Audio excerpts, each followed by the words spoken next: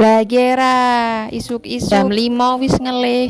Cacinge padha demo nang jero. Nggih panganan kok ora ono. Buka kulkas jajal tak nggih apa mbok kan ono panganan. Soal iki wingi orang pasar. Saiki nang omah ki luru lawuh kok angel lepor ya.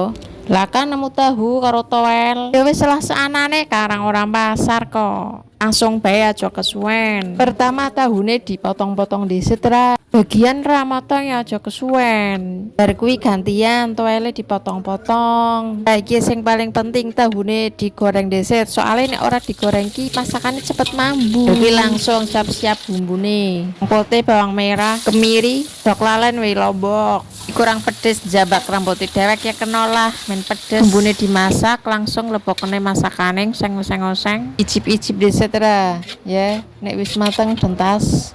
Mantap. Ki masakan saonone karang orang pasar kok.